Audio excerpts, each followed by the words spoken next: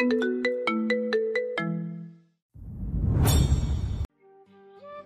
সাথে তোমার বিয়ে হয়েছে জানো তুমি? কান্নারত মুখটা তুলে তাকালো হৃদিতা। তাকাতেই কিছুক্ষণ হাঁ হয়ে থাকলো। ধবধবে সাদা এক হুড়পড়ি তার সামনে দাঁড়িয়ে আছে, যাকে এক দেখায় সবার নজর কাড়বে। হাইট, ফিগার, বেশভূষা, রূপ দেখে যে কোনো মানুষ তার দিক থেকে চোখ ফেরাতে পারবে না। হৃদি কান্না ভুলে অবাক হয়ে প্রশ্ন করল। তুমি কি পড়ি? হৃদিতার কথায় মেয়েটি অবাক হয়ে বলল। তোমার আমাকে পরি মনে হচ্ছে? হৃদিতার সরল উত্তর। হ্যাঁ, কি সুন্দর গো তুমি। মেয়েটি ছোট্ট একটি নিঃশ্বাস ফেলে আবারও বলল। কার সাথে বিয়ে হয়েছে তোমার জানো? বিয়ের কথা মনে হতেই হৃদিতা আবারও ডুকরে কেঁদে উঠল। কি ভয়ঙ্কর এক লোক! কালকের কথা মনে পড়তেই হৃদিতার পুরো শরীর কাঁটা দিয়ে উঠল। শহর থেকে কিছু দূরে ফুলতলি নামের একটা গ্রাম। সেই গ্রামে বেড়ে ওঠা হৃদিতার। সৎ মায়ের অত্যাচার, নির্যাতন সহ্য করেই বেড়ে ওঠা হৃদিতার। বাবা থেকেও না থাকার মতোই হৃদিতার ওপর বিশেষ কোনো গুরুত্ব নেই রূপেশ মির্জার। সৎ মায়ের কথাই উঠে আর বসে তার বাবা। হৃদির 6 বছর বয়সে তার মা মারা যায়। তখন থেকেই হৃদিতার ওপর শুরু হয় অত্যাচার। হৃদিতার মাকে বিয়ে করার 2 বছর পরেই সুন্দরী আমেনাকে বিয়ে করেন রূপেশ মির্জা। তখনও হৃদিতার জন্ম হয়নি। বিয়ের কয়েক মাস পরেই আমেনা বেগম কনসেপ্ট করেন, আর একটা সুন্দরী মেয়ের জন্ম হয়। তার নাম আলিশা। আলিশার যখন 4 বছর, তখন হৃদিতার জন্ম হয়। হৃদিতাদের তখন যৌথ পরিবার। 2 চাচা সহ সবাই থাকতো মির্জা বাড়িতে। কিন্তু হৃদির মা দিয়া মারা যাওয়ার পর শুরু হয় অশান্তি। জায়ে জায়ে শুরু হয় ঝগড়া বিবাদ। আমেনা বেগম আলাদা হতে চাইলে হৃদির দাদি লতিফা বেগম বাধা দেয়নি। সবাইকে যার ভাগ বুঝিয়ে আলাদা করে দিয়েছেন। তবে মির্জা বাড়িতে এখন তার বড় চাচা রওনাফ মির্জা থাকেন। হৃদির বড় চাচা মানুষটা একজন স্কুল শিক্ষক। 2 ছেলে মেয়ে।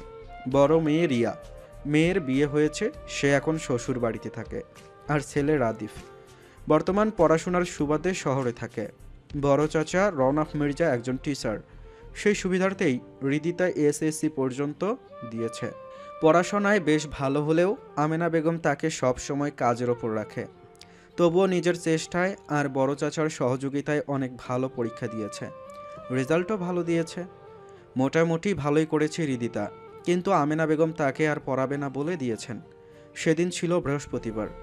হাতের রান্না শেষ করে হৃদি বেডে বসতেই হুড়মুড় করে রুমে ঢুকলো আলিশা। এই দিদি, শুনেছিস? কি আপু? কাল আমাকে পাত্রপক্ষ দেখতে আসবে, তাও ঢাকা শহর থেকে। শুনেছি বিশাল বিশাল বড়লোক সে। হৃদিতা ক্লান্তিতে মুচকি হাসল। তাহলে তো অনেক সুখে থাকবে তুমি আপু।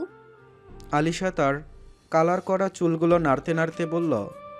সে আর বলতে, আমার মতো সেরা সুন্দরী বউ পেয়ে সে তো ধন্য হয়ে যাবে। হৃদিতা বিড়বিড় করে বলল। ও আচ্ছা। কি রে, কিছু বললি? না না তো আপু। আচ্ছা শোন, মা বলল তোর এই কালো কুটি মুখ নিয়ে কাল মেহমানদের সামনে না আসতে। হৃদিতা ছোট্ট একটা নিঃশ্বাস ফেলে বলল। আচ্ছা আপু। এসব কথা শুনে শুনে হৃদিতা এখন অভ্যস্ত এসবে। পরের দিন বেশ আয়োজন চলছে আমেনা বেগমের।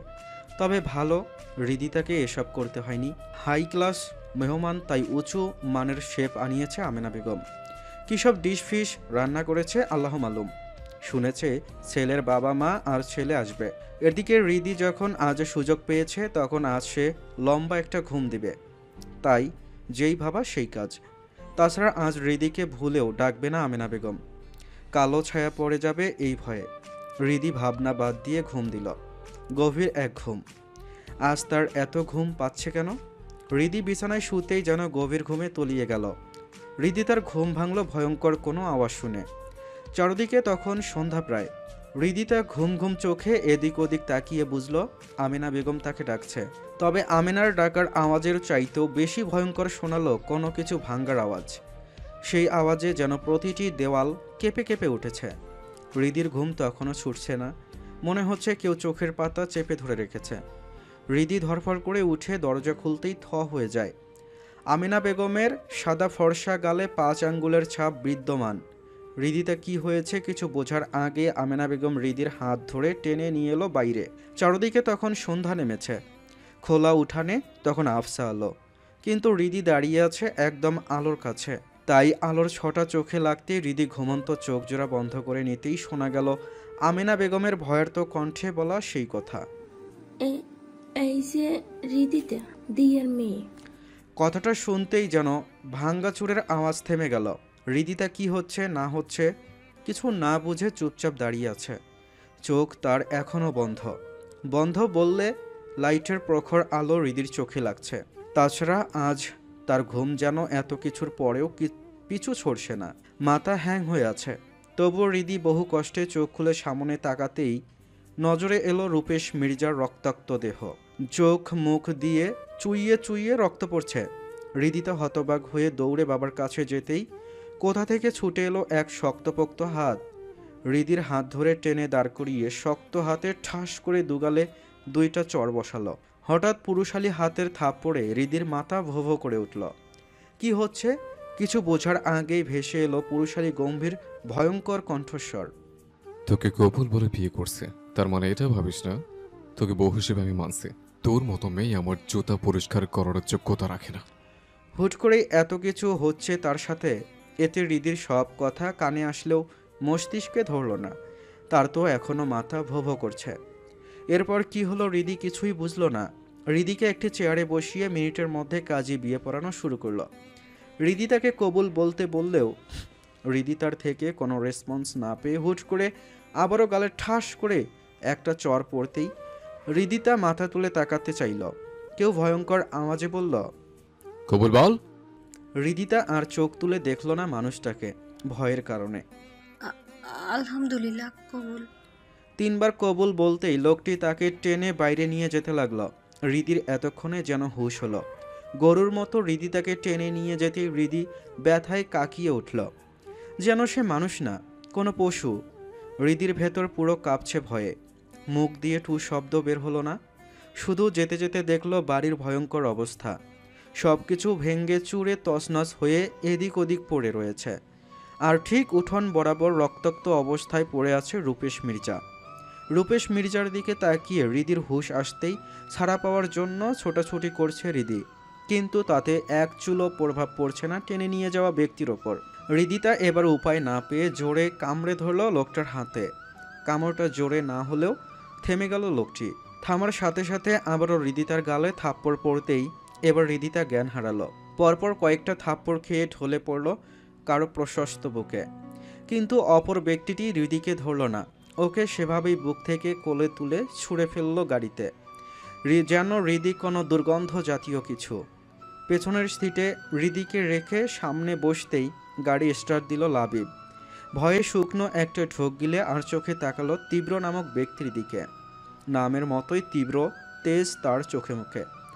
গা ছাড়া ভাব নিয়ে শার্টের হাতা গোটাতে গোটাতে বলল, এই উটকো ঝামেলা চৌধুরী বাড়িতে ফেলে আসবি। আর মিসেস তেরা চৌধুরীকে বলবি আমি আমার মায়ের কথা রেখেছি, বিয়ে করেছি আমি। দরকার পড়লে বউ সহ সার্টিফিকেট দেখাবে।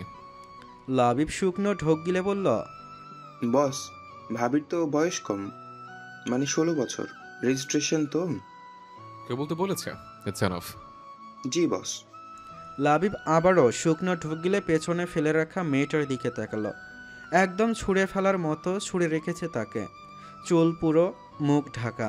পেছনের সিটে বিধ্বস্ত অবস্থায় পড়ে আছে। পায়ের গোড়ালি বেয়ে চুইয়ে চুইয়ে রক্ত পড়ছে। মৃত মানুষের মতো জ্ঞানহীন হয়ে পড়ে আছে।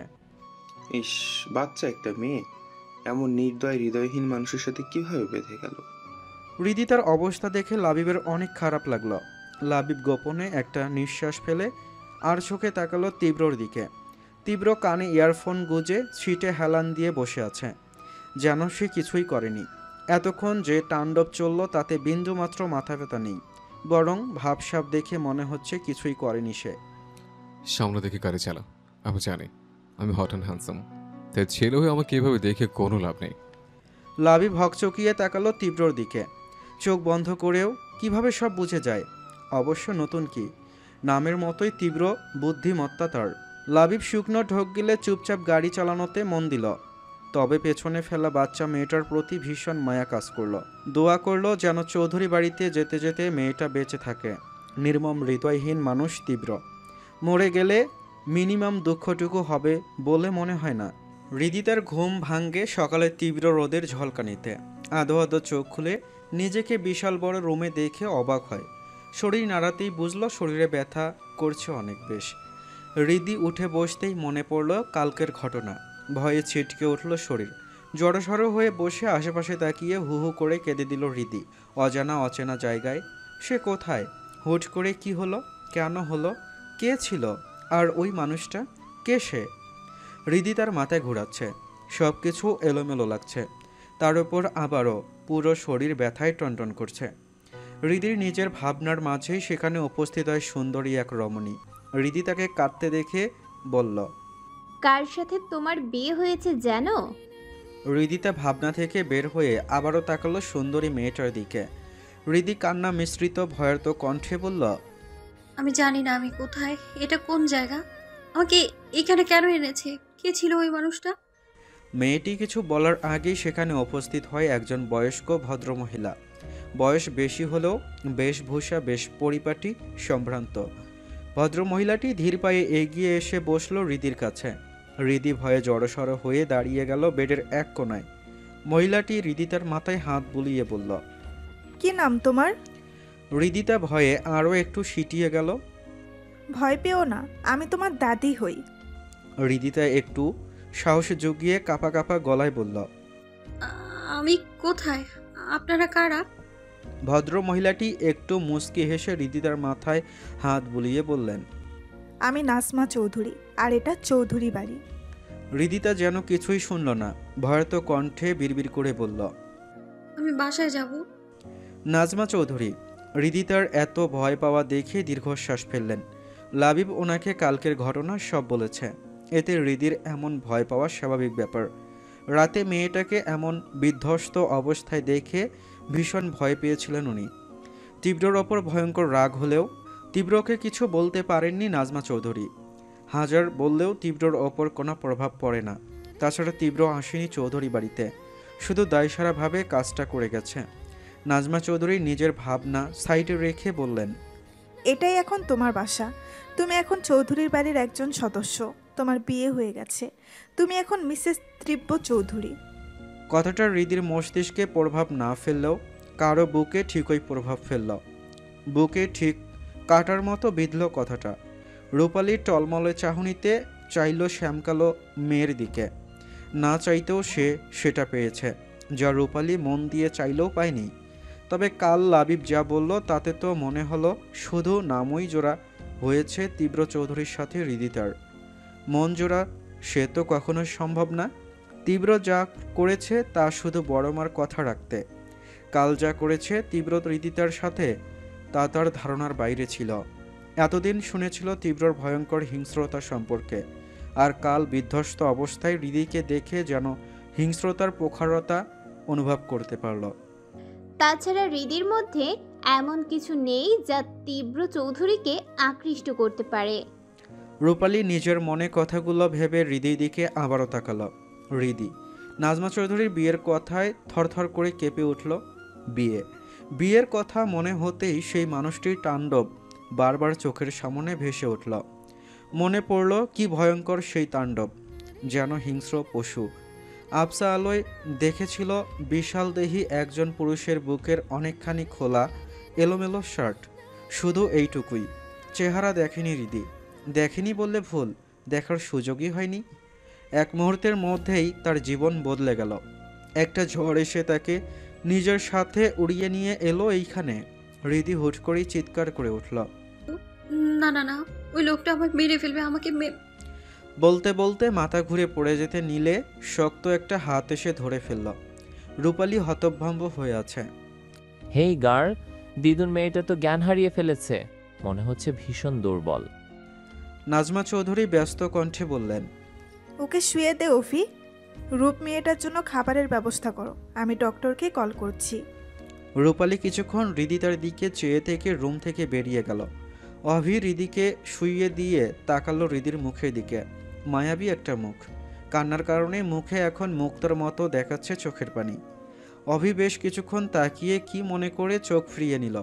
একটু পরেই ডক্টর এসে হৃদিতাকে চেক আপ করে বললেন, রিধি, হুট করে হয়তো কোনো কিছুতে ভীষণ ভয় পেয়েছে, তাই এভাবে রিয়েক্ট করেছে। তাছাড়া শরীর খুব দুর্বল, রক্ত বের হয়েছে প্রচুর, পায়ের ক্ষতটা বেশ গভীর। খাবার খাইয়ে ওষুধ খাইয়ে দিন, আর একদিন ফুল বেড রেস্ট নিতে হবে। ডক্টর চলে যেতেই তীরা চৌধুরী বললেন, মেয়েটির জীবন এভাবে ধ্বংস না করলেও পারতেন আম্মা। দেখলেন তো কি অবস্থা মেয়েটার। আপনার নাতি নিশ্চয়ই মেয়েটাকে খুশি মনে বিয়ে করে আনেনি। এমন একজন মানুষের সাথে তার জীবন বেঁধে দিলেন যার এই মেয়ের প্রতি ন্যূনতম আগ্রহ কখনো হবে না, যেখানে রূপ। বলতে গিয়েও থেমে গেলেন তিনি। সংসার সে তো দূরের কথা। নাজমা চৌধুরী হৃদির মাথায় হাত বুলিয়ে দিতে দিতে বললেন, আমি জানি না কি হবে, আমি শুধু তিশার কথা রেখেছি। তাছাড়া মেয়েটাকে ওই নরক থেকে চৌধুরী বাড়িতে নিয়ে আসা আমার উদ্দেশ্য ছিল, আর এই কাজ তীব্র ছাড়া আর কেউ করতে পারতো না। এমন তো না আমি চেষ্টা করিনি, কিন্তু রূপেশ সে আমাকে বাধ্য করেছে তার জমকে পাঠাতে। তীরা চৌধুরী হৃদি তার মায়াবী মুখটা দেখে বললেন, তবে বিয়েটা কি জরুরি ছিল আম্মা? নাজমা চৌধুরী তীরার দিকে তাকিয়ে বললেন, বললাম তো তিশার শেষ ইচ্ছা পূরণ করার চেষ্টা করছি শুধু। জানি হয়তো আকাশ মাটি কখনো মিলবে না, কিন্তু আমি দিয়ার মেয়েকে একটা সুন্দর জীবন দিতে চাই। ও আজ থেকে এই বাড়ির মেয়ে হিসাবে থাকবে, পড়ালেখা করবে, এরপর আমি আর কারো কথার কোনো শুনতে চাই না। এর মাঝে কেটে গেছে 2 দিন। হৃদিতা এখন অনেকটা সুস্থ হলেও তার মনে ভয় এখনও শেষ হয়নি। নাজমা চৌধুরী হৃদির রুমে এসে দেখে হৃদি বিছানার এক কোণে গুটিসুটি মেরে বসে আছে। রীতিতা হৃদিতা চমকে উঠে সামনে তাকাতেই নজরে এলো নাজমা চৌধুরীকে। নাজমা চৌধুরী নরম কণ্ঠে বললেন, কেমন আছো দিদি ভাই? ভালো। নাজমা চৌধুরী হৃদির ভয়ত মুখ দেখে বললেন, রীতিতা তোমাকে এখানে আমি কেন এনেছি জানবে না? হৃদিতা মায়াভরা দৃষ্টিতে তাকালো নাজমা চৌধুরীর দিকে। নাজমা চৌধুরী নিজেও বেশ কিছুক্ষণ চেয়ে দেখলো মিষ্টি একটা মুখ, এরপর বললেন, ওই নরক থেকে এখানে তুমি ভালো থাকবে তাই। বাপ নামের একটা পিশাচ্ছে। আপনি কিভাবে জানলেন আমার ব্যাপারে? হৃদিতা অবাক হয়ে তাকাতেই নাজমা চৌধুরী বললেন, রীতিতা তুমি হয়তো এখনো ছোট, সব বলার সময় এখনো আসেনি। শুধু বলবো দিয়া চেয়েছে তুমি ওই নরক যন্ত্রণা থেকে মুক্তি হও। দিয়ার স্বপ্ন ছিল খুব পড়াশোনা করার, ও তো পারেনি। তুমি না হয় চেষ্টা করো মায়ের স্বপ্ন পূরণ করার। মায়ের কথা শুনে হৃদির 2 চোখ ছলছল করে উঠল। আপনি আমার আম্মুকে চেনেন? নাজমা চৌধুরী মুচকি হেসে বললেন, তোমার মা আমার আরেকটা মেয়ে ছিল। হৃদিতা অবাক হয়ে বলল, মানে আপনি আম্মুকে জানেন, তবে আমাদের বাসায় কখনো যাননি কেন? হৃদিকে কিছুটা স্বাভাবিক হতে দেখে নাজমা চৌধুরী বললেন, আমি তো জানতামই না দিয়া কোথায় আছে। ও তো আমাদের উপর অভিমান করে চলে গিয়েছিল। শোনা গেল হৃদি চটপটে গলার আওয়াজ। হয়তো মানিয়ে কথা বলতে তার ভালো লাগছে, হবে নাই বা কেন। আমেনা বেগম তো হৃদির মায়ের কোনো স্মৃতি রাখেনি তার বাড়িতে, না তার কথা কখনো ওই বাড়িতে বলা হয়। হৃদি চটপটে গলায় বলল, আমার আম্মুকে আপনি বকেছিলেন তাই না? আম্মু আমাকে বকলে আমিও অভিমান করতাম খুব, একদম কথা বলতাম না। নাজমা চৌধুরী হৃদির মায়াবী মুখটায় হাত বুলিয়ে বললেন, তুমি একদম মায়ার সাগর, ঠিক মায়ের মতো। এত মায়াবী মেয়েকে কেউ বকে? হৃদির মুখে ফুটে উঠল বিস্তর হাসি। নাজমা চৌধুরী অবাক হলেও হাসলেন। মেয়েটা নেহাতি বাচ্চা একটা মেয়ে। এই মেয়েটার সাথে কতই না অত্যাচার করেছে ওরা। আমি হয়তো দেরি করে ফেলেছি। মনে মনে এতদিন অনুতপ্ত হলেও উনি পেরেছেন তিশার কথা রাখতে। এটা তো জানে না তীব্রর সাথে হৃদির ভবিষ্যৎ ঠিক কী হবে, কিন্তু উনি হৃদিকে একটা সুন্দর জীবন দিতে চায়। জানেন আম্মু আমাকে ডাকতো এই নামে। আম্মু বলতো, কই রে আমার মায়াবী সাগরিকা কোথায়? কথাটা বলেই হৃদিতা হু হু করে কেঁদে উঠল। নাজমা চৌধুরী হৃদিকে টেনে বুকে জড়িয়ে ধরলেন। তার চোখেও পানি টলমল করছে। অভিমান করে এতটা দূরে সরে গেল মেয়েটা যে এখন ওনার ধরা ছোঁয়ার বাইরে, কিন্তু তার অংশকে উনি আগলে রাখবেন, যত্নে রাখবেন। হৃদিতার এই বাড়িতে প্রায় 4-5 দিন হয়েছে, তবে সে রুম থেকে বের হয়নি। নাজমা চৌধুরী অনেকবার বললেও হৃদি বের হয়নি। রূপালী মাঝে মাঝে এসে তার সাথে কথা বলে যায়। যদিও রূপালীর হৃদিকে পছন্দ করার কথা না, কারণ তার ভালোবাসার মানুষের নাম জুড়েছে মেয়েটার সাথে। কিন্তু হৃদির ওপর হওয়া অত্যাচারের কথা শুনে রূপালীর মনটা খারাপ হয়েছে। ছোট থেকে রূপালী বড় হয়েছে সবার আদরে, আর চৌধুরী বাড়ির বিলাসিতায়। তাছাড়া আরও একটা ছেলে আসে হৃদিতার সাথে দেখা করতে, অভিক। একা না, দাদির সাথে আসে মাঝে মাঝে, বেশ মজার মজার কথা বলে। হৃদিতা তখন খিলখিল করে হাসে। আজ অনেক দিন পর হৃদি রুম থেকে বের হয়েছে। রূপালী অনেক বুঝিয়ে হৃদিকে বের করেছে রুম থেকে। তার তথাকথিত সেই ভয়ঙ্কর রাক্ষস মানে তীব্র এই বাসায় তেমন একটা আসে না। হৃদিকে এখানে আনার পর একদিনও আসেনি। হৃদি রূপালীর কথা বিশ্বাস করে বাচ্চাদের মতো রূপালীর হাত আঁকড়ে রুম থেকে বের হতেই নজরে এলো বিশাল বড় করিডোর, একসাথে বেশ কয়েকটা রুম। হৃদি কয়েক কদম এগোতেই থামল রূপালী। বন্ধ দরজার দিকে তাকিয়ে বলল, এটা তোমার তথাকথিত সেই ভয়ঙ্কর রাক্ষসের রুম। হৃদি চাইল বিশাল দরজার দিকে। রূপালী আবারও বলল, তবে এই রুমে কারো প্রবেশ নিষিদ্ধ। নিষ্ঠুর মানব সে, অনুভূতি কি জিনিস জানে না হয়তো। হৃদি রূপের কথায় কিছুটা কষ্টের আভাস পেল, তবে বেশি পাত্তা না দিয়ে চটপট পায়ে রুমের সামন থেকে ভয়ে চলে যেতে নিলেই কারো সাথে ধাক্কা খেয়ে চোখ বন্ধ করে নিল। আল্লাহ, পড়ে গেলাম রে। হৃদির কথায় রূপালী আহম্মক হয়ে বলল, কোথায় পড়েছো? অভিক ভাই তো তোমাকে ধরে আছে। বলেই হেসে উঠল রূপালী। এই যে ছোট্ট শ্যামা পাখি, চোখ খুলুন, আপনি পড়ে যাননি। হৃদি চট করে অভিককে ছেড়ে দাঁড়াতেই হাসল অভি। সরি ভাইয়া। ইটস ওকে, সাবধানে চলাচল করবে। হৃদিতা মুচকি হেসে বলল, ঠিক আছে। হৃদির অভিক নামক মানুষটাকে বেশ লাগে। বাড়িতে অভি সবসময় হাসি খুশি মুখে কথা বলে তার সাথে, সবসময় মুখে যুক্ত থাকে মায়াবী হাসি। রূপালী বলল, চলো এবার তোমাকে পুরো বাড়ি ঘুরিয়ে দেখাই। হৃদি মুচকি হেসে রূপালীর হাত ধরে ধীরে ধীরে এগোতে লাগলো। অভিক ওদের যাওয়ার দিকে তাকিয়ে মুচকি হাসল। রূপালী হৃদিকে পুরো বাড়ি ঘুরিয়ে দেখানোর সময় খেয়াল করলো হৃদি ভীষণ চঞ্চল। হয়তো তার চঞ্চলতা কোনো কারণে ঢাকা পড়ে, চুপচাপ হয়ে গেছে মেয়েটা। কিন্তু হৃদি বেশ চঞ্চল বটে। হয়তো তার চঞ্চলতা প্রকাশ করার মানুষ পায়নি। হয়তো একদিন তার চঞ্চলতায় ছেয়ে যাবে পুরো বাড়ি। অপরের সবটা দেখানো শেষ করে নিচে নেমে থামলো দুইজনে। রূপালী হৃদির হাত ছেড়ে দৌড়ে গিয়ে জড়িয়ে ধরলো এক ভদ্রলোককে। আব্বু? ভদ্রলোক রূপের মাথায় হাত বুলিয়ে আদর করে দিয়ে বললেন, কেমন আছে আমার মাটা? খুব ভালো আছি আব্বু, তুমি কেমন আছো? আজকে আসবে সেটা তো বলনি। সারপ্রাইজ কেমন দিলাম? সত্যি আমি ভীষণ সারপ্রাইজ হয়েছি আব্বু, তোমাকে ভীষণ মিস করেছি আমি। আমি আমার মাকে ভীষণ মিস করেছি। দূর থেকে হৃদি বাবা মেয়ের ভালোবাসা দেখে ছল ছল চোখে তাকালো। কি সুন্দর সম্পর্ক তাদের। হৃদির ধ্যান ভাঙল নাজমা চৌধুরীর কথায়। এক মা পেয়ে আরেক মাকে ভুলে যাচ্ছিস দেখছি। আরফিন চৌধুরী মুচকি হেসে বললেন, কি যে বলো না আম্মা, আমি তো আমার দুই মাকে ভীষণ মিস করেছি। থাক থাক হয়েছে। আরফিন চৌধুরী মুচকি হেসে জড়িয়ে ধরলেন নাজমা চৌধুরীকে। আগে হয়তো কিছু বলবে, তার আগেই নজর গেল হৃদির দিকে। কোমর ছাড়িয়ে লম্বা খোলা চুলের গোছা দেখে থম মেরে দাঁড়ালো আরফিন চৌধুরী। এতক্ষণের হাসি হাসি মুখটা মুহূর্তে গম্ভীর হয়ে গেল। ওকে। আরফিনের কথায় নাজমা চৌধুরী ছোট্ট একটা শ্বাস ফেলে বললেন, ও রিদিতা। নাজমা চৌধুরী আগে কিছু বলবে তার আগেই আরফিন চৌধুরী বললেন, দিয়ার মেয়ে। নাজমা চৌধুরী অবাক হলেও মুচকি হাসলেন। হ্যাঁ, দিয়ার মেয়ে। ঠিক মায়ের মতো হয়েছে দেখতে। তা আপনি ওকে নিয়ে আসলেন এই বাড়িতে আম্মা? তবে তীব্র যে সুবিধার না সেটা ভেবেছেন নিশ্চয়। ধ্বংসলীলা শুরু করার কি দরকার ছিল? নাজমা চৌধুরী দীর্ঘশ্বাস ফেলে বললেন, মেয়েটা থাকাতে কি তোমাদের সমস্যা হচ্ছে আফরিন? আরফিন চৌধুরী তপ্ত একটা নিঃশ্বাস ফেললেন। মায়াবী মুখটা দেখে এত বছর ঢেকে রাখা সূক্ষ্ম ব্যথাটা আবারও জলজল করে উঠল। তুমি দিয়া আন্টিকে চেনো আব্বু?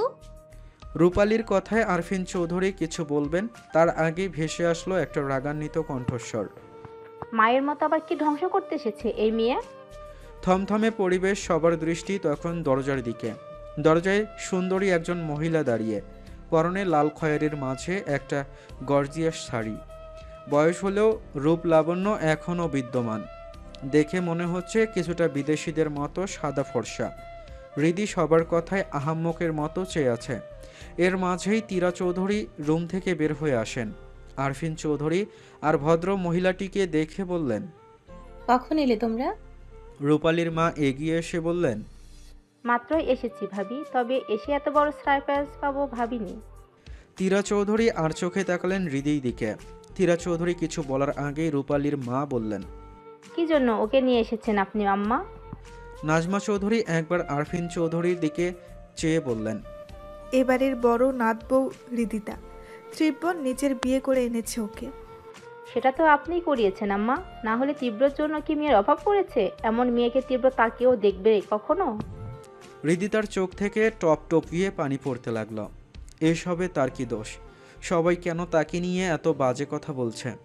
রাইফা আরও কিছু বলতে গিয়েও আরফিন চৌধুরীর গম্ভীর কথায় থেমে যায়। রাইফা, তুমি হয়তো ভীষণ টায়ার্ড, রুমে যাও এখন। রাইফা নামের ভদ্র মহিলাটি এইটুকু কথায় আর কিছু বলার হয়তো সাহস পেলেন না। তবে কটমট করে তাকালো হৃদির দিকে।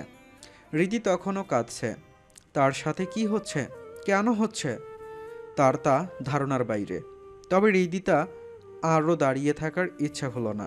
কাঁদতে কাঁদতে ওপরে উঠে গেল। নাজমা চৌধুরী হৃদির যাওয়ার দিকে তাকিয়ে বললেন, তোমরা কি শুধু আঘাত করতেই পারো?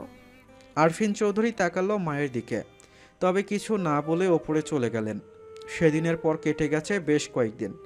হৃদি সেদিনের পর আর রুমের বাইরে যায়নি, যদিও রূপ এসে অনেকবার বলেছিল বাইরে যেতে। রূপের মায়ের ওভাবে বলার জন্য সরিও বলেছে, কিন্তু তাও হৃদি যায়নি। হয়তো আবারও কারো তিক্ত কথা শুনতে চায়নি। এমনিতেই তার জীবনটা তিক্ততায় ভরপুর। সময়টা তখন অনেক রাত। উদাস মনে হৃদি তাকিয়ে আছে দূরের আকাশের দিকে। কোথায় ছিল, কোথায় এলো, কেন এলো? এই প্রশ্নের উত্তর এখনও অজানা তার। তবে এটা তো এখানে এসে বুঝতে পেরেছে, এই বাড়ি বা এই বাড়ির মানুষের সাথে তার মায়ের কোনো পুরনো সম্পর্ক আছে। কিন্তু কি, কোন সম্পর্ক? হৃদি তার মনে প্রশ্ন জাগলেও উত্তর নেই তার কাছে। এখন তার কি করা উচিত সেটাও জানা নেই তার। এক নরক থেকে মুক্ত হয়ে কোথায় চলে এসেছে, নাম না জানা রাজ্য। যে মানুষটার সাথে নামটা জোড়া হয়েছে সে আদৌ সে মানুষ? এতটা খারাপভাবে আমেনা বেগম অত আঘাত করেননি। সেদিন তাকে পরপর যতটা আঘাত করেছে লোকটা, সব ভেবে হৃদিতার চোখ ভিজে উঠল। মা মা মা না থাকা দুনিয়ার সব থেকে বড় অভিশাপ। এই দুনিয়ায় মা ছাড়া কেউ আপন হয় না। কত বছর কেউ আমায় আদর করে না, জড়িয়ে ধরে না, কেউ বলে না আমি আছি তো ভয় পেও না, কেউ আমার যত্ন নেয়নি, কেউ আমাকে মুখে তুলে খাইয়ে দেয়নি, ঘুমলে কেউ মাথায় হাত বুলিয়ে দেয়নি, কেউ অসুস্থ হলে কারো মুখে মুখ গুজে দিতে পারিনি আমি। ছোট্টবেলায় জ্বর হলে মায়ের বুকে মিশে থাকতো হৃদিতা। হৃদিতার মা পরম আদরে মাথায় হাত বুলিয়ে আদর করে দিত। আর এখন কেউ তার আঘাতে অস্থির হয় না, বরং এখন সবাই তাকে আঘাত করতে থাকে কারণে অকারণে। হৃদি আকাশের দিকে তাকিয়ে বলল, আম্মু, তোমার মতো কেউ কখনো আমায় ভালোবাসবে না বুঝি? কেন তুমি ছেড়ে চলে গেলে আমায়? কেন আমাকেও নিয়ে গেলে না তোমার সাথে? কেউ কেন আমাকে তোমার মতো ভালোবাসে না? সবাই বকে আমায়, মারে, খারাপ খারাপ কথা শোনায়। তুমি থাকলে আমাকে কেউ কিছু বলতেই পারতো না। ফিরে আসো না আম্মু, প্লিজ। আমি এখানে থাকতে চাই না। আম্মু, ও আম্মু, আমাকে নিয়ে যাও না তোমার সাথে। বলতে বলতে হৃদিতা ব্যালকনিতে বসে পড়ল। পারলে সে চিৎকার করে কান্না করতো এখন, কিন্তু ওই যে মুখ চেপে কাদার অভ্যাস, যে জোরে কান্নার আওয়াজ পেলে আমিনা বেগম তার পিঠের ছাল তুলে ফেলত। তাই তো মুখ চেপে চেপে কান্না করা এখন তার অভ্যাস হয়ে গেছে। হৃদিতা ফুপিয়ে ফুপিয়ে কেঁদে আবারও তাকালো দূর আকাশটার মিটিমিটি করে জ্বলতে থাকা সেই তারার দিকে। অদ্ভুতভাবে তারাটি নিজ স্থান থেকে যেন খসে পড়তে শুরু করলো। হৃদি অবাক হয়ে তাকিয়ে রইল খসতে থাকা তারাটির দিকে। তারাটা ঠিক কোথায় গেল তা জানা নেই, তবে পেঁচানো আর আকর্ষণীয় 3 তলা বিশিষ্ট বিল্ডিংয়ের পেছনে চলে গেল তারাটি। হৃদি একইভাবে অবাক হয়ে তাকালো সেই বিল্ডিংয়ের দিকে। অল্প জায়গায় 3 তলা বিশিষ্ট কাছের বাড়িটা অনেক সুন্দর দেখতে, তবে হৃদি কখনো কাছ থেকে দেখেনি। যখন শুনেছে এই বাড়িটা তীব্র চৌধুরীর, তখন থেকেই ওই বাসার দিকে ভয়েই তাকায়নি হৃদি। বাসাটাকে তার বাঘের গুহার মতো মনে হয়, তাকালেই যেন হিংস্র বাঘ বেরিয়ে আসবে। হৃদিতা চোখ সরিয়ে নিতে গেলেও নিল না। আবছা আলোয় সিঁড়ি বেয়ে কাউকে উঠতে দেখে হৃদি শুকনো ঢোক গিলল। ছায়াটা দানবের মতো লাগলো তার কাছে। ভয়ার্ত হৃদি দোয়া পড়তে পড়তে ছুটে রুমে এসে বন্ধ করে দিল দরজা। ভূত টুত নিয়ে বেশ ভয় তার। হৃদি দুঃখ ভুলে এখন ভয়ে জমে গেল। ঝটপট বিছানায় শুইয়ে কম্বল মুড়িয়ে নিল নিজেকে। বিড়বিড় করে দোয়া দরুদ পড়তে থাকলো। কান্নারত মুখখানায় এখন ভয় কাজ করছে। সে হয়তো বুঝল না কারো আগমন তার জীবনে দুঃখ ভুলিয়ে দিয়ে ভয় ঠেলে দিল। আমাকে এই বাসায় কেউ পছন্দ করে না দাদিমা। নাজমা চৌধুরী হৃদির রুমে এসে বেশ কিছু শপিং ব্যাগ রাখতেই হৃদির কথায় তাকালো তার দিকে। কে বলল? হৃদিতা আমতা আমতা করে বলল, না আমি জানি। নাজমা চৌধুরী হৃদির মাথায় হাত বুলিয়ে বললেন, অতীতের তিক্ত স্বাদ এখনো হয়তো যায়নি। হৃদিতা অবাক হয়ে বলল, কি? নাজমা চৌধুরী আবারও হৃদির মাথায় হাত বুলিয়ে বললেন, তোমাকে সবার কথা ভাবতে হবে না, তুমি শুধু নিজের কথা ভাববে। পড়ালেখা করে অনেক বড় হতে হবে তোমাকে। কাল থেকে তোমার কলেজ ক্লাস শুরু হবে। তুমি কলেজে যাবে কাল থেকে। প্রয়োজনীয় সব কিছু এখানে আছে। বলে নাজমা চৌধুরী চলে যেতে গেলে হৃদি নাজমা চৌধুরীর হাত ধরে। নাজমা চৌধুরী হৃদির ভয়ার্ত মুখটা দেখে বলেন, সব ভুলে নতুন জীবন শুরু করো হৃদি। সামনে তোমার বিশাল জীবন পড়ে আছে। ভুলে যাও সেদিনের ঘটনা। ভুলে যাও তুমি কারো বউ। তুমি এই বাড়ির মেয়ে হয়ে নিজের জীবনটা গুছিয়ে নাও। তুমি এখনো অনেক ছোট। সব ভুলে নতুন জীবনের সূচনা করো। হৃদিতা নাজমা চৌধুরীকে জড়িয়ে ধরল। নাজমা চৌধুরী পরম আদরে হাত বুলিয়ে দিলেন মাথায়। পরের দিন হৃদি কলেজে যাওয়ার জন্য তৈরি হয়ে বসে আছে। কলেজ ড্রেস পরে মাথায় হিজাব বাঁধা। দাদি রুমে এসে হৃদিকে রেডি হয়ে বসে থাকতে দেখে বললেন, মাশাল্লাহ, বেশ লাগছে তো দেখতে। চলো নিচে নাস্তা করবে। হৃদি ইতস্তত করে বলল, মানে আমি এখানে নাস্তা? নাজমা চৌধুরী মিষ্টি গলায় বললেন, তুমি আজ থেকে নিচেই নাস্তা করবে সবার সাথে। কিন্তু দাদিমা। কোনো কিন্তু না হৃদি, এসো তো। হৃদিতা নিচে নেমে আসতেই দেখে সবাই যার যার মতো নাস্তা করছে। হৃদিকে দেখে রূপালী বলল, এসো হৃদি, বসো। আজ তোমার কলেজের প্রথম দিন। ভাইয়া আমাদের ড্রপ করে দিবে। হৃদি সবার দিকে একবার চেয়ে টেবিলে বসে। নাজমা চৌধুরী হৃদির প্লেটে খাবার তুলে দিয়ে খেতে বললেন। হৃদি সবার দিকে একবার তাকিয়ে খাবার মুখে দিতেই হন্তদন্ত হয়ে ছুটে আসে লাবিব। লাবিবকে দেখে সবাই চমকে ওঠে। লাবিব সবার চমকানো মুখখানা দেখে বলল, গুড মর্নিং। সবাই আমাকে এভাবে দেখছেন কেন? রূপালী এক লাফে লাবিবের সামনে এসে বলল, তীব্র ভাইয়া কোথায়? তীব্র নামটা শুনেই হৃদিতার খাওয়া থেমে গেল। ভয়ে ভীত হলো সে। আটকে আসতে চাইল নিঃশ্বাস। লাবিব হকচকিয়ে তাকালো রূপালীর দিকে। মেয়েটা অত্যাধিক সুন্দরী, আর তীব্র বলতে পাগলও বটে। ভালোবাসে মেয়েটা। কিন্তু বস, এই বস তো ভেবেই দীর্ঘশ্বাস ফেলল লাবিব। কি হলো লাবিব ভাইয়া? বলুন না তীব্র ভাইয়া কোথায়? রূপালীর কথায় কিছুটা মুখে হাসি টেনে লাবিব বলল, আসলে বস তো তীব্র নিবাসে আছে, কাল অনেক রাতে ফিরেছে। কথাটা বলতে বলতেই কিছু ভাঙ্গার আওয়াজে সবার দৃষ্টি আটকালো হৃদির দিকে। লাবিব অবাক হয়ে তাকালো হৃদির দিকে। মেয়েটা ভয়ে কাচুমাচু করে দাঁড়িয়ে আছে। মায়াবী মুখটা চুপসে আছে ভয়ে। ইস, বাচ্চা একটা মেয়ে, ভীষণ মায়াবতী। অথচ তীব্র তার বেলাও কত নিষ্ঠুর। পানির গ্লাসটা ভেঙে পড়ে আছে নিচে। কাপা কাপা হাতটা দেখে সবাই হয়তো কিছুটা আন্দাজ করল। নাজমা চৌধুরী হৃদির কাছে এসে বললেন, তীব্র আসলেও এই বাড়িতে আসে না। তুমি ভয় পেও না হৃদি। হৃদিতা চুপচাপ মাথা নিচু করে বসে আছে। তার ভেতরে এখন তুফান চলছে। কানে বাজতে থাকলো সেই দিনের কথাগুলো। সবাই হয়তো বুঝলো হৃদির ব্যাপারটা। তাই সবাই এবার দৃষ্টি ঘুরিয়ে তাকালো লাবিবের দিকে। সবার দৃষ্টি হৃদির দিকে থাকাকালীন রূপালী কিচেন থেকে কফি করে ফেলেছে ইতোমধ্যে। প্রিয় মানুষটা দেখা পাওয়ার তার কাছে ঈদের মতোই আনন্দদায়ক। কত অপেক্ষা করে থাকে শুধু এক নজর দেখার জন্য। পাথরের মতো এই মানুষটিকে ছোট থেকে ভীষণ পছন্দ করে রূপ। এই পছন্দ বা ভালো লাগা ধীরে ধীরে রূপ নিয়েছে ভালোবাসায়। পাথর হৃদয়হীন মানুষটাকে সে ভীষণ ভালোবাসে। যদিও মানুষটার মনে তার জন্য কোনো অনুভূতি নেই, তবে সে ভালোবাসে, জয় করতে চায় তাকে। রূপালী কফি নিয়ে বেরিয়ে যাওয়া দেখলো লাবিব। মেয়েটার মন অনুভূতি সম্পর্কে ধারণা আছে তার, কিন্তু এটাও জানে তীব্রর মনে এসব কিছু নেই। রূপের মতো এত সুন্দরী মেয়ে যদি তার হৃদয় স্পর্শ করতে না পারে তবে সে নিঃসন্দেহে পাথর, হৃদয়হীন। লাবিব আবারও দীর্ঘশ্বাস ফেলে তাকালো হৃদির দিকে। শুধু নাম শুনে কেমন কাঁপছে মেয়েটা। কাঁপবে না কেন? তীব্রর সাথে তার প্রথম সাক্ষাৎকার তো ছিল ভয়ঙ্কর। কিছু কি খাবে আমার ছেলেটা? আমি কি বানিয়ে দিব? তীরা চৌধুরীর কথায় লাবিব তাকালো ওনার দিকে, ভদ্রতার সহিত বলল, বস যদি কিছু খায় তবে রূপকে অবশ্যই বলবে, আমাকে শুধু কফি আনতে বলেছে। তীরা চৌধুরী নিরাশ চোখে তাকায়। নিজের সন্তানের সাথেও কত দূরত্ব সৃষ্টি হয়েছে তার। চোখের দেখাও দেখতে পায় না ছেলেটাকে। তীরা চৌধুরী ছুটে গেল তীব্র নিবাসে, যদিও উনি জানেন তীব্র কত নিষ্ঠুর। তোমার কফি। সদ্য গোসল করে শুধু ট্রাউজার পরে বেরিয়ে আসতেই রূপালীর কথায় পেছন ফিরে তাকায় তীব্র।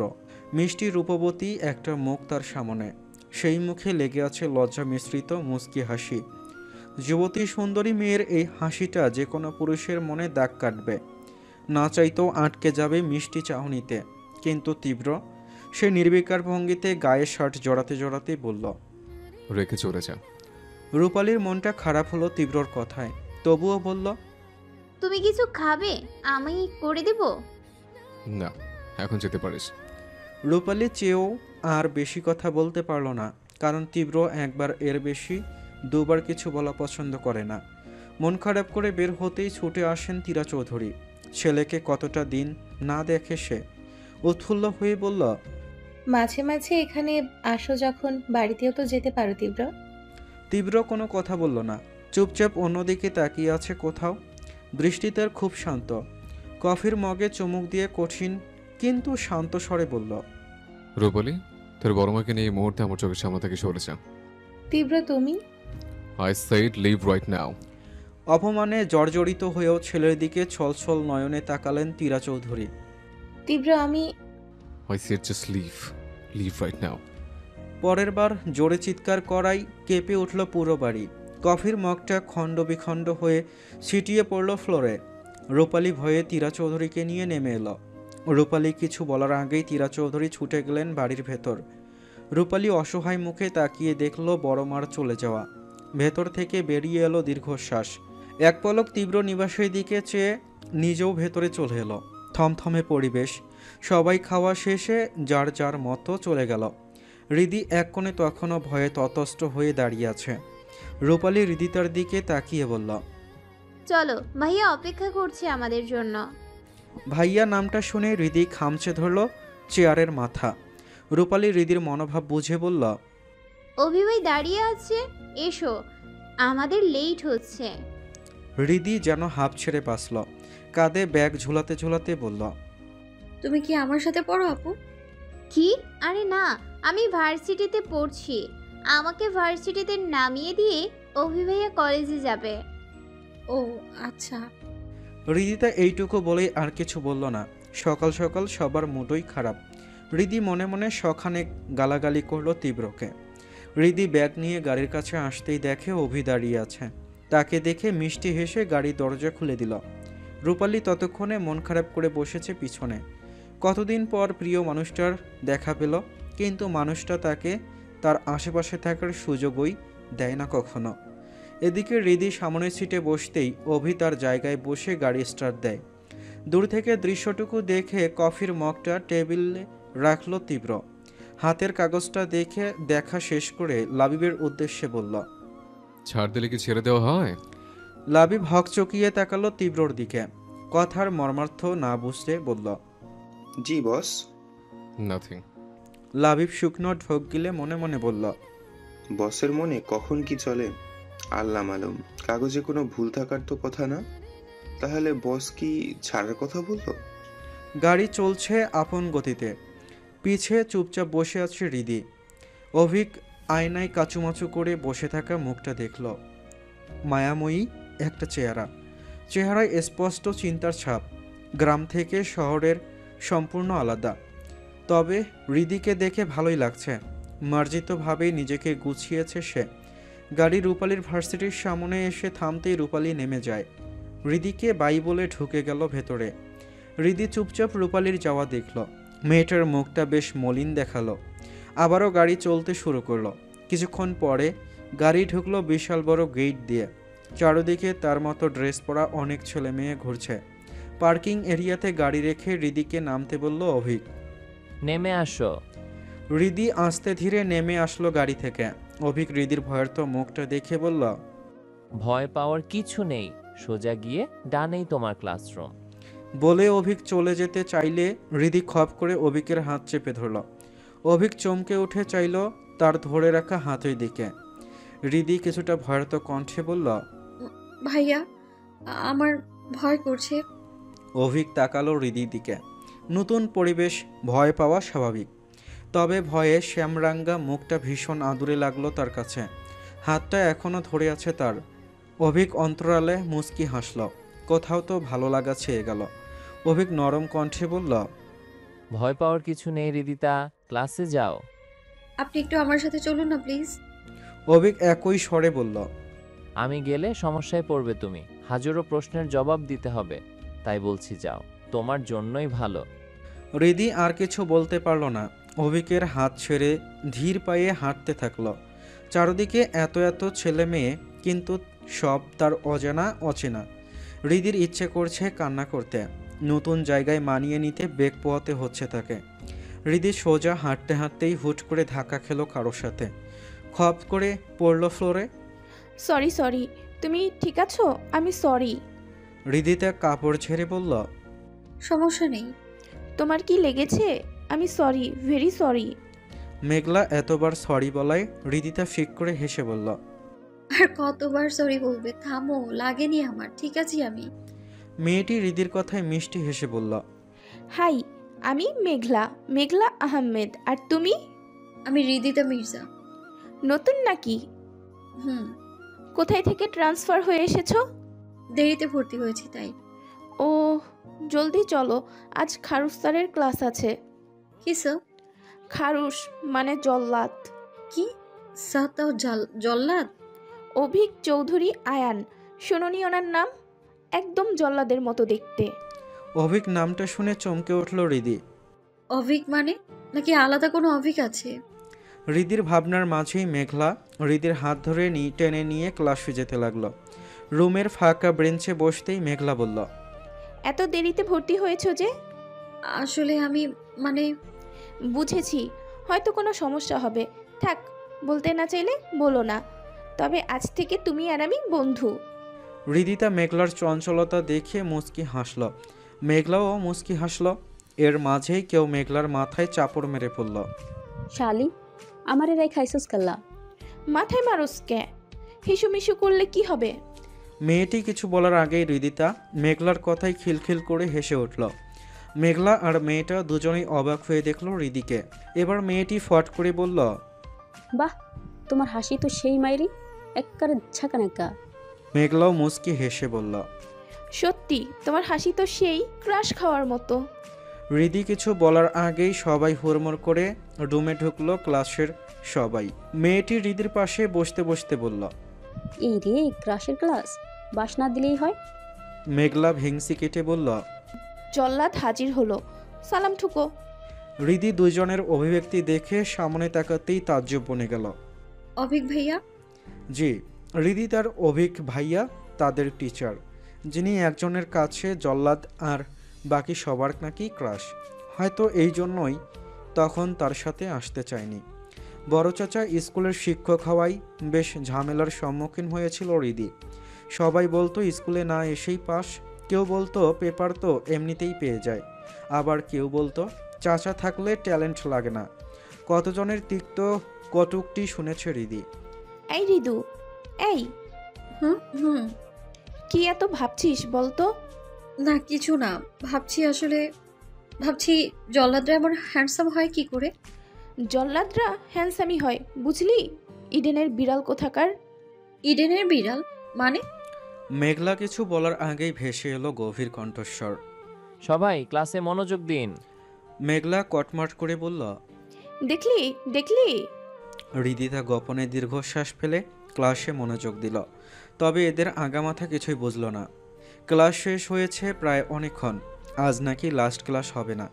মেঘলা, হৃদিতা আর উমা বসে আছে বিশাল গাছের নিচে।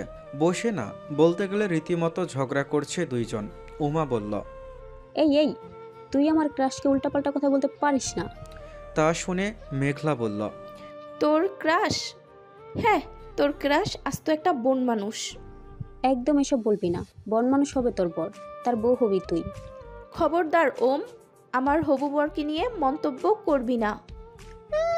খোঁজ নাই তার আবার হবু বর, পিরিত কত।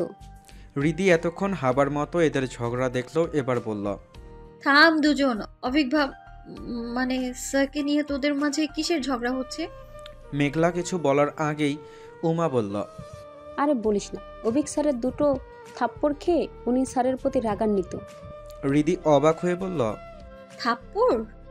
উমা মেঘলার দিকে তাকিয়ে বলল, তুই তো এখন থেকে আমাদের বান্ধবী, তাই তোকে বলাই যায়। আসলে মেঘের সাথে পরশের ব্রেকআপের দিন মেঘ ছাদ থেকে লাফ দিয়ে মরতে চাচ্ছিল।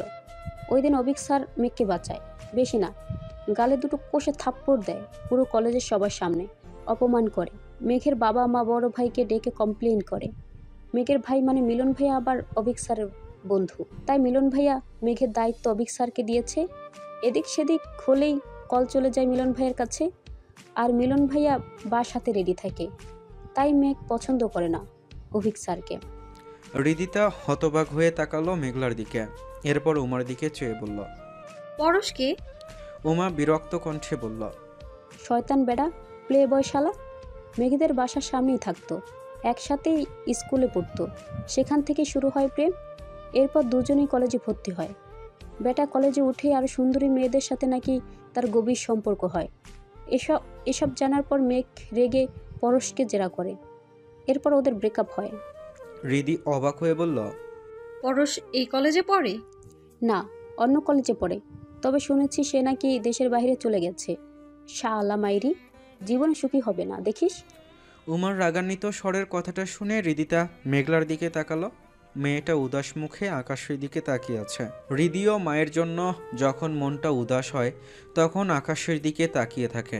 যদিও হৃদির প্রেম ভালোবাসার ব্যাপারে কোনো ধারণা নেই, তবে মেঘলার দিকে তাকিয়ে ছেড়ে যাওয়ার কষ্ট বেশ অনুভব করলো হৃদিতা।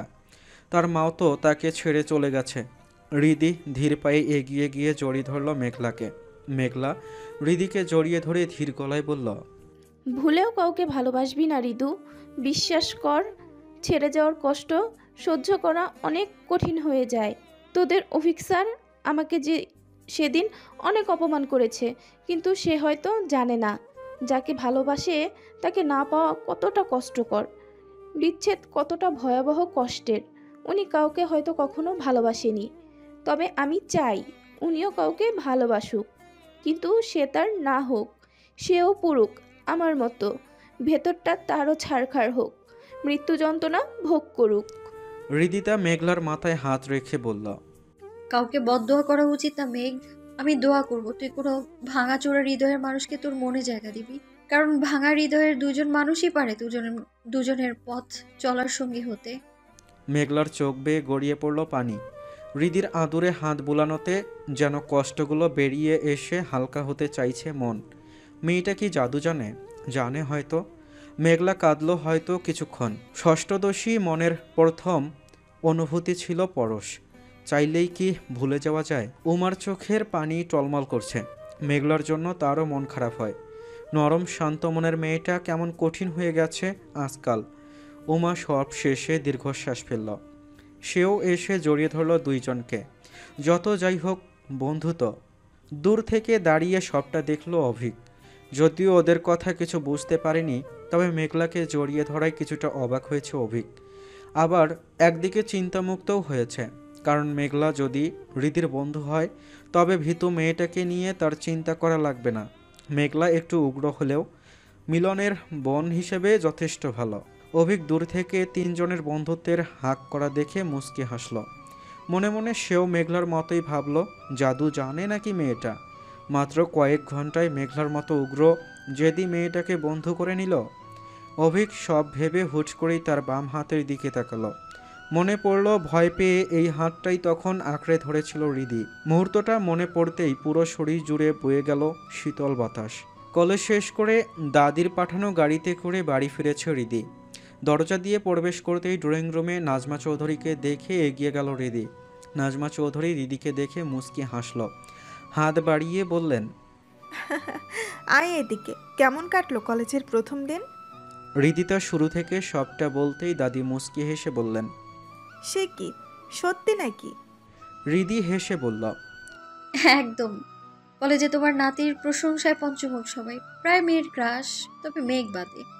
রূপালীর মা রাইফা চৌধুরী শাশুড়ি আর রিদির কথা শুনে এগিয়ে এসে গদগদ হয়ে বললেন, দেখেছেন আম্মা, কলেজের কত শত মেয়ে পাগল আমার সুদর্শন সুপুরুষ সুপুত্রের জন্য।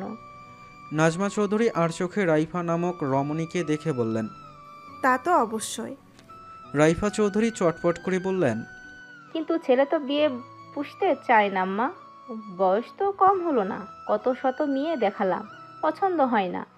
এই এই তুমি কাল থেকে অভিকের ওপর নজরদারি করবে, বুঝলে? কলেজে কারোর সাথে প্রেম টেম আছে নাকি? রিদি হতবাক হয়ে তাকালো রাইফা চৌধুরীর দিকে। তার সাথে কত সহজে কথা বলছেন, অথচ সেদিন তার মাকে নিয়ে কতটা কথা শোনালো। যদিও বা সে জানে না তার মায়ের সাথে এই বাড়ির কী সম্পর্ক। দাদি বিরক্ত হয়ে বললেন, তোমার ছেলে মানুষই যাবে না রাইফা, অভিক বড় হয়েছে, তুমি কি এখন ছেলের উপর নজর রাখবা? কি বলেন আম্মা, নজর তো রাখতেই হবে। আমার লেডিস ক্লাবের রুনা মেয়েটার ছেলে এক বিদেশি মেয়ে তুলে এনেছে, দেখতে তো সেই, কারণ সে বিদেশি, কিন্তু রুনা তাকে বাংলা শেখাতে শেখাতে প্রায় আধমরা হয়ে গেছে। আহারে বেচারি, মাঝে মাঝে তো নিজেও বাংলা ভুলে যায়। আমি কিন্তু ছেলের বউ নিব একদম রসগোল্লার টাইপ। সেই ছেলে আমার পেটে থাকতেই আমার স্বাদ। আমার ছেলের বউ হবে একদম রসগোল্লা টাইপ। ভুলে যদি কোনো চেঙ্গিস খানের মেয়েকে তুলে নিয়ে আসে তখন। রিদি বিস্ময়ে হতবাক হয়ে বলল, চেঙ্গিস খান? রাইফা চৌধুরী রিদির হতভম্ব হয়ে যাওয়া মুখ দেখে বলল, সে কি, তুমি চেঙ্গিস খানকে চেনো না? রিদি তাজ্জব হয়ে মাথা নাড়ায়, যার অর্থ সে জানে না। রাইফা চৌধুরী ঘষঘষে কণ্ঠে বললেন, শোনো মেয়ে, আমি তোমাকে আরেকদিন এই বিষয়ে বিস্তারিত বলবো, এখন আমি যাই, আমার একটা ফেসপ্যাক মুখে লাগানো বাকি আছে। রিদি মাথা নাড়ে, যার অর্থ আচ্ছা। রাইফা চৌধুরী গদগদ করতে করতে চলে গেল ওপরে। রিদি হতবাক হয়ে রাইফার যাওয়া দেখল, এরপর তাকালো নাজমা চৌধুরীর দিকে। নাজমা চৌধুরী মুচকি হেসে বললেন, ও একটু এমনই, তবে মনটা খুব ভালো। রিদি মুচকি হাসল। নাজমা চৌধুরী রিদিকে ফ্রেশ হতে বললেন। রিদি ফ্রেশ হয়ে আসতেই একজন খাবার দিয়ে গেল। রিদি নামাজ পড়ে খেয়ে ব্যালকনিতে গিয়ে দাঁড়ালো। না চাইতেও চোখ গেল তীব্র নিবাসে। শুনেছি তীব্র চৌধুরী নাকি এখানে আসলেও এই বাড়িতে আসে না, ওরা নিবাসেই থাকে। রূপাপু আর দাদি ছাড়া কারোর সাথে কথাও বলে না, হুট করে আসে আবার নাকি হুট করে চলে যায়। কোথায় যায় তবে এই লোক? কোথায় থাকেন? রিদি তার নিজের প্রশ্নেই বেশ অবাক হয়। আল্লাহ, আমি কেন ভাবছি ওই ভয়ঙ্কর দানবটার কথা? যেখানে ইচ্ছে সেখানে থাকুক, আল্লাহ করে কখনো আর আমার সামনে না আসুক। পরের দিন সকালে রিদিতা রেডি হয়ে কলেজের জন্য বের হয়ে নিচে আসতেই দেখে রূপালী বাইরে থেকে হাতে একটা কফির মগ নিয়ে বাসায় ঢুকছে। রূপালীর সুন্দর মুখখানায় কষ্টের ছাপ। রিদিতা চটপট পায়ে রূপালীর সামনে এসে বলল, কি হয়েছে রূপাপু, তোমার কি মন খারাপ? রূপালী শুকনো মুখে বলল, চলে গেছে, আবার চলে গেছে সে। রিদি অবাক হয়ে বলল, কে কে চলে গেছে? তীব্র। রিদিতা অবাক হলো না, সে জানে তীব্র চলে গেছে। রাতে দেখেছিল দূর থেকে চকচকে কালো গাড়িতে তীব্র নামক মানুষটাকে যেতে। যদিও মুখ দেখেনি রিদি, দেখেনি বলতে দেখা যায়নি, শুধু দেখেছিল বিশালদেহী লম্বাটে একজন পুরুষের অবয়ব। রিদির চিনতে অসুবিধা হয়নি সেই পুরুষকে। অদ্ভুতভাবেই সে চিনতে পেরেছিল তীব্রকে। অনেক রাতে হুট করেই কিছুর শব্দে ঘুম ভেঙে যেতেই রিদি চমকে ওঠে ঘুম থেকে। ভীষণ ভয়ও পেয়েছিল। কিসের শব্দ দেখার জন্য ব্যালকনিতে যেতেই দেখে একটা টব ভেঙে পড়ে আছে। রিদি অবাক হয়ে আশেপাশে তাকিয়ে দেখল কোনো বাতাস নেই, কিছু নেই। তবে ভাঙলো কিভাবে? রিদি টবটা তুলে রেখে আসতেই দেখছিল লাবিব সহ কিছু গার্ডকে। উৎসুক হয়ে সেদিকে খেয়াল করতেই বিশালদেহী ছায়া মানব দেখে আত্মা কেঁপে উঠেছিল। ভয়ে দৌড়ে রুমে আসতে চেয়েও কি মনে করে দাঁড়ালো রিদি। উকি দিয়ে দেখতে চাইল ভয়ঙ্কর সেই পুরুষকে, কিন্তু সে গটগট পায়ে গাড়ির কাছে এসে দাঁড়ালো সামনে মুখ করে। পেছন থেকে হৃদয় শুধু শরীরটাই দেখেছে। তবে গাড়িতে বসতে গিয়েও হুট করেই থেমে গিয়েছিল কয়েক সেকেন্ড।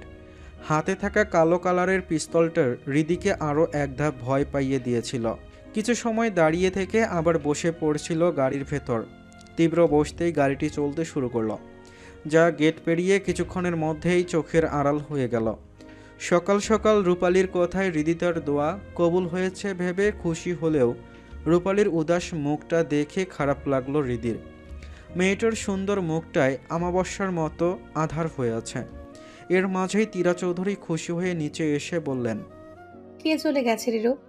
আজ আমি আমার ছেলের জন্য ওর পছন্দের পিৎজা করব ভাবছি। মনে আছে আম্মা, ছোটবেলায় আমার হাতের পিৎজা ওর কত পছন্দ ছিল? শোন, তুই কিন্তু বলবি না আমি বানিয়েছি, বলবি তুই বানিয়েছিস। তীরা চৌধুরীর কথায় দাদি পেছন ঘুরে বললেন, কিন্তু যার জন্য বানাতে চাইছো সে তো চলে গেছে। তাছাড়া সময়ে যে কাজ করনি, এখন করে কি হবে? যত সব অর্থহীন নাটক। হৃদিতা তীরা চৌধুরীর দিকে তাকালো, টলমলে চোখে একরাশ নিরাশ হতাশা। দাদিও কিছু না বলে চুপচাপ বেডরুমে ঢুকে গেলেন।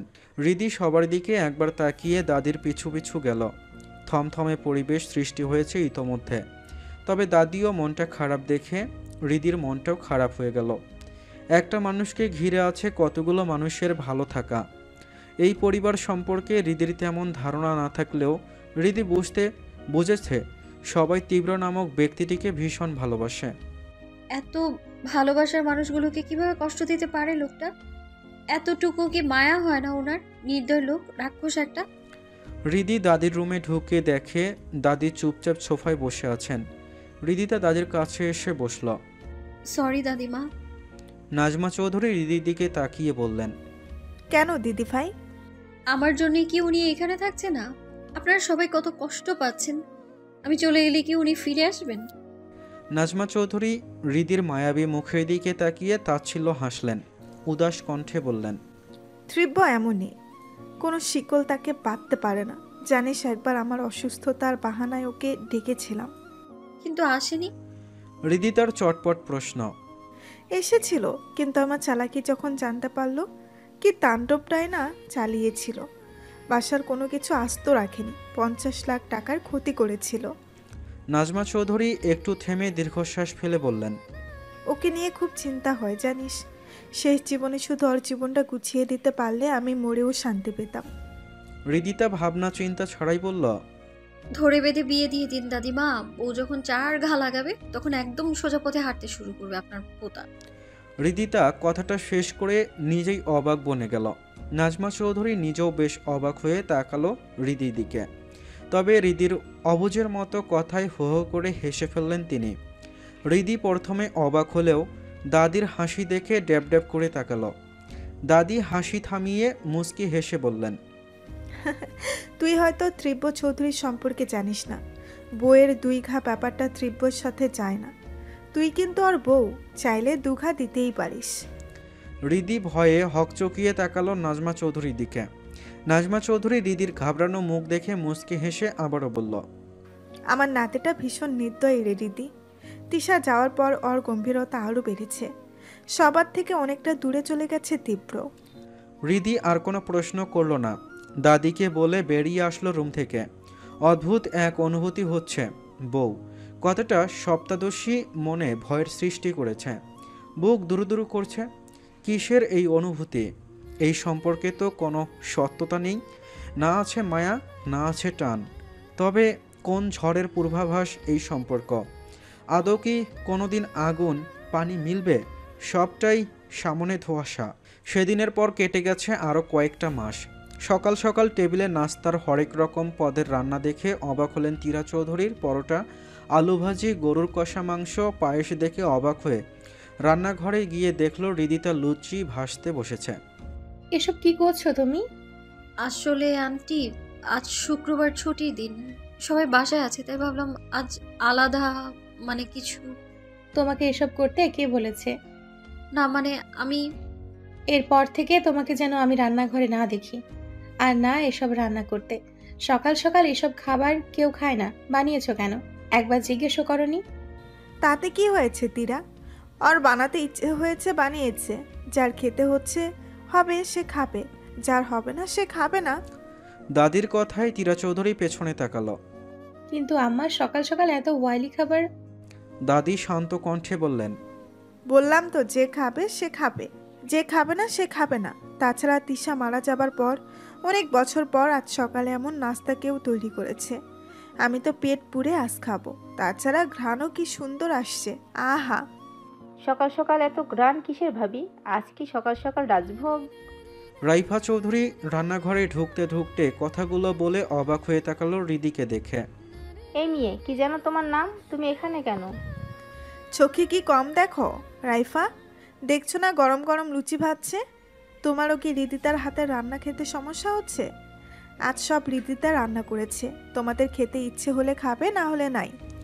নাজমা বেগমের কথায় রাইফা অবাক হয়ে বলল, সব ও একা রান্না করেছে? দাদি কিছুটা ব্যঙ্গ করে বললেন, তো আর কাউকে দেখছো নাকি? এই হৃদিতা, আয় তো, চল আমাকে খেতে দে। বুঝলি সেই কবে এমন নাস্তা করেছিলাম সকালে, আয় আয়। হৃদিতা গ্যাস অফ করে দাদির সাথেই রান্নাঘর থেকে লুচি নিয়ে ডাইনিং টেবিলে রাখলো। মনটা খারাপ হলেও মুচকি হেসে দাদিকে খাবার দেওয়ার মাঝেই উপস্থিত হয় অভিক। আহা, কি সুঘ্রাণ! আজ কোনো বিশেষ দিন নাকি দিদুন? এত আয়োজন আজ? দাদি মুচকি হেসে বললেন, আজ সব নাস্তা হৃদিতা রান্না করেছে, টেস্ট করে দেখ। অভিক অবাক হয়ে বলল, সে কি, তুমি রান্না পারো? আর এত কিছু তুমি একা রান্না করেছো? হৃদিতা কিছুটা স্বস্তি বোধ করে বলল, জি ভাইয়া। মাই গড, এত কিছু, এত কষ্ট করার কি দরকার ছিল? এইটুকুতে কোথায় আর কষ্ট ভাইয়া, মা তো আমাকে এর চেয়েও বেশি কথা শেষ না করেই থেমে গেল হৃদিতা। অভির বুঝতে বাকি রইল না কি বলতে চেয়েছিল হৃদিতা। হৃদির সাথে হওয়া সকল অত্যাচার সবকিছুই দাদি থেকে জেনেছে অভিক। অভিক কথা কেটে বলল, আরে শুধু বানালেই হবে, খেতে তো দাও। হৃদির মুখের হাসি চওড়া হলো। অভিককে প্লেটে সব পরিবেশন করে দিতেই অভিক লুচি ছিঁড়ে মুখে দিতেই অবাক হলো। একটা বাচ্চা মেয়ে হয়ে এত ভালো রান্না করতে পারে? এইটুকু বয়সে কত কিছুই পারে মেয়েটা। পারে নাকি পারতে হয়েছে শত মায়ের অত্যাচারের জন্য? অভিক ছোট্ট একটা নিঃশ্বাস ফেলে খাবারে মন দিল। আই সোয়ার দাদি, রান্না এত টেস্টি হয়েছে, জাস্ট মাশাআল্লাহ। কি ব্যাপার মাই বয়, আজ সকাল সকাল এত খুশি? আহ, কি ঘ্রাণ আসছে। আরফিন চৌধুরীর কথায় অভিক বলল, বসে পড়ো ড্যাড, আমেজিং রান্না হয়েছে আজ। নাকি আর বুঝ এত কিছু সকাল সকাল কোনো অকেশন আছে নাকি? না, হৃদিতা আজ নিজ হাতে সব রান্না করেছে সবার জন্য। সে কি, তুমি রান্না পারো? জি, আসলে আমি তুলে দিই আপনাকে। হ্যাঁ অবশ্যই দাও। একে একে সবাই এসে বসলো ডাইনিং টেবিলে। রাইফা খাবারের মোহনীয় গন্ধে আরফিনের সাথে সাথে বসে পড়ল। দাও দেখি মেয়ে, কেমন রান্না করেছো? হৃদি মুচকি হেসে খাবার বেড়ে দিয়ে তাকালো তীরা চৌধুরীর দিকে। আন্টি আপনিও বসুন প্লিজ। আমি এসব খাবার। আরে ভাবি, বসেন বসেন, এত টেস্টি খাবার মিস করলে পস্তাতে হবে। রাইফা আরফিন চৌধুরীর সাথে তাল মিলিয়ে বললেন, হ্যাঁ বসেন তো মডেল ভাবি, সত্যিই খেতে টেস্টি হয়েছে। সবার জোড়াজুড়িতে তীরা চৌধুরী খেতে বসলেন। হৃদি খুশি হয়ে খাবার বেড়ে দিল। লুচি দুটো দিয়ে আবারও রান্নাঘরে ছুটল লুচি ভাজার জন্য। গরম গরম লুচি পরিবেশন করে দিতেই উদাস মুখে নেমে এলো রূপালী। মেয়েটা এত উদাস থাকে আজকাল, তবুও মুখে হাসি ফুটিয়ে খাবার খেতে মনোযোগ দিল। আরফিন চৌধুরী মেয়ের দিকে তাকিয়ে টুকটাক কথার মাঝ হৃদি গরম ফুলকো ফুলকো লুচি রূপালীর প্লেটে তুলে দিয়ে আবারও ছুটল রান্নাঘরে। রূপালী হৃদিকে দেখে মুচকি হাসল। কয়েক মাসে হৃদির মাঝে ব্যাপক পরিবর্তন এসেছে। মেয়েটা এখন হাসে, বেশ কথাও বলে। খিলখিল হাসি দেখে মুগ্ধ হয় রূপালী। রূপালী সুন্দর, সুন্দরী মেয়েদের নিয়ে কোনো রূপকথার গল্প লিখলে তার মতো সুন্দরী মেয়েকে নিয়েই হয়তো কবি গল্প লিখবেন। কিন্তু হৃদিতা, হৃদির মাঝে বিশেষ কিছু আছে। শ্যামাঙ্গিনী শ্যামল বরণে তাকে শ্যাম সুন্দরী কন্যা লাগে, যেন এই রং শুধু ওর জন্যই বরাদ্দ, এই হাসি শুধু তার জন্যই বরাদ্দ, কণ্ঠের সুরেলা গীতি তার জন্যই বরাদ্দ। এত এত নিখুঁত গুণ মেয়েটার। কি রে মা, খাচ্ছিস না কেন?